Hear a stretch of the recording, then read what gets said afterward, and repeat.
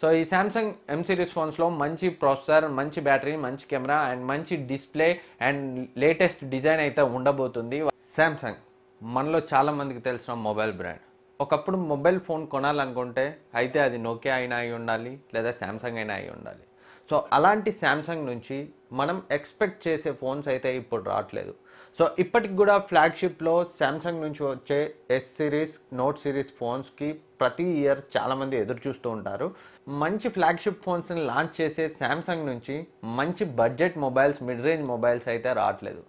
మంచి mid range phones రావట్లేదంటే వస్తున్నాయి, కాకపోతే వాటి యొక్క ధర వేరే కంపెనీల యొక్క ఫ్లాగ్షిప్ ఫోన్స్కి సమానంగా ఉంటుంది. సో ఇక్కడ ఇదే సమస్య. సామ్సంగ్ ఏదైనా మిడ్ రేంజ్ ఫోన్ని లాంచ్ చేస్తే, ఈ మధ్య కాలంలో లాంచ్ అయిన ఏ మిడ్ రేంజ్ ఫోన్ తీసుకున్నా దాంట్లో స్నాప్డ్రాగన్ 425 ప్రాసెసరో లేదా స్నాప్డ్రాగన్ 450 ప్రాసెసరో ఉంటుంది. సో స్నాప్డ్రాగన్ 425 ప్రాసెసర్ ఉన్న ఫోన్ యొక్క ప్రైస్ 15,000 ఉంటుంది. స్నాప్డ్రాగన్ 450 ప్రాసెసర్ ఉన్న ఫోన్ యొక్క ప్రైస్ 20,000 పైనే ఉంటుంది. సో ఇదే ప్రాసెసర్తో వేరే కంపెనీస్లో మనకి ఫోన్స్ అయితే 10,000 కంటే దిగువనే లభిస్తున్నాయి. 425 ప్రాసెసర్ ఫోన్ మనకి వేరే కంపెనీస్లో అయితే 5,000కే లభిస్తుంది. సామ్సంగ్లో మాత్రం 15,000 వరకు ఉంటుంది. 450 ప్రాసెసర్తో ఫోన్ వేరే కంపెనీస్లో మనకి 8,000, 9,000కే వస్తుంది. సామ్సంగ్లో 20,000, 23,000 ఇలా ఉంటుంది.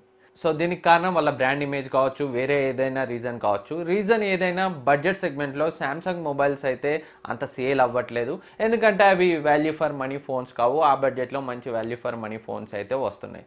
సో దీన్ని అధిగమించడానికి సామ్సంగ్ అయితే కొత్తగా ఎం సిరీస్ అనే వాల్యూ ఫర్ మనీ ఫోన్ సిరీస్ని అయితే లాంచ్ చేయబోతున్నట్లు వాళ్ళైతే చెప్తున్నారు.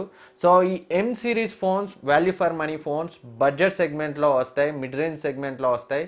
సో ఇందులో M10, M20, M30, M40 అనే 4 మోడల్స్ అయితే రాబోతున్నట్లు సామ్సంగ్ అయితే లీక్ చేస్తుంది. సో ఈ ఎం సిరీస్ ఫోన్స్ భారతీయుల అభిరుచికి తగ్గట్లు వస్తాయని వాళ్ళైతే క్లెయిమ్ చేస్తున్నారు. బెంగళూరులోని Samsung R&D research institute research చేసి ఈ ఎం సిరీస్ని అయితే డెవలప్ చేసిందని సామ్సంగ్ అయితే చెప్తుంది. సో ఈ ఎం సిరీస్ ఫోన్స్లో మంచి బ్యాటరీ లైఫ్, మంచి కెమెరాస్ అండ్ లేటెస్ట్ డిజైన్ ఉండే అవకాశం ఉంది. ఎందుకంటే సామ్సంగ్ ఫోన్స్లో మనకి ఇప్పటి వరకు నాచ్ ఫోన్ అయితే చూడలేదు, కాకపోతే ఇప్పుడు నాచ్ ట్రెండ్ అయింది కాబట్టి సామ్సంగ్ ఎం సిరీస్ ఫోన్స్లో మనమైతే నాచ్ చూడబోతున్నాం. సో దీంట్లో వీళ్ళు ఇన్ఫినిట్ వి టైప్ ఆఫ్ డిస్ప్లేని వాడబోతున్నారు. ఇన్ఫినిటీ వి డిస్ప్లే అంటే బెజల్స్ చాలా థిన్గా ఉంటాయి డిస్ప్లేకి. అందులో మనకి వి ఆకారంలో ఉండే చిన్న నాచ్ అయితే కనిపిస్తుంది. సేమ్ మనం రియల్మీ 2 ప్రోలో చూసాం, వాటర్ డ్రాప్ నాచ్ కనిపిస్తుంది కదా, అదే నాచ్ కాకపోతే మనకి కొంచెం వి షేప్లో కనిపిస్తుంది ఈ సామ్సంగ్ ఎం సిరీస్ ఫోన్స్లో. సో ఈ M10, M20, M30, M40 వీటి యొక్క ప్రైస్ స్పెక్స్ అయితే మనకి ఎగ్జాక్ట్గా అయితే తెలియదు. ఇంటర్నెట్లో చాలా లీక్స్ వస్తున్నాయి, కానీ అవన్నీ అంత యాక్యురేట్గా అయితే ఏం లేవు. సో ఈ M10, M20, M30, M40 వీటిలో ఏది ఎక్కువ ప్రైస్ రేంజ్లో ఉంటుంది, ఏది తక్కువ ప్రైస్ రేంజ్లో ఉంటుందని అయితే ఇప్పుడే చెప్పలేం.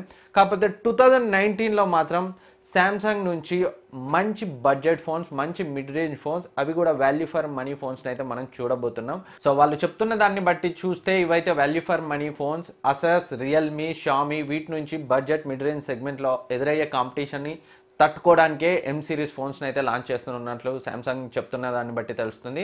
ఈ సామ్సంగ్ ఎం సిరీస్తో అయినా మంచి మిడ్ రేంజ్ బడ్జెట్ ఫోన్స్ అయితే వస్తాయని నేను అనుకుంటున్నాను సామ్సంగ్ నుంచి. ఈ సామ్సంగ్ ఎం సిరీస్ ఫోన్స్ 2019 ఫస్ట్ క్వార్టర్లో వస్తాయని అయితే సామ్సంగ్ చెప్తుంది. ఎగ్జాక్ట్గా డేట్ అయితే మనకి అతి త్వరలో తెలుస్తుంది. సో ఫ్రెండ్స్, ఇది సామ్సంగ్ ఎం సిరీస్ ఫోన్స్ గురించి ఇన్ఫర్మేషన్. ఈ వీడియో మీకు యూజ్ అవుతుంది అనుకుంటున్నాను. ఈ వీడియో మీకు నచ్చితే లైక్ చేయండి, సబ్స్క్రైబ్ చేయండి, మీ ఫ్రెండ్స్కి షేర్ చేయండి. Thank you for watching. Next వీడియోలో మళ్ళీ కలుద్దాం.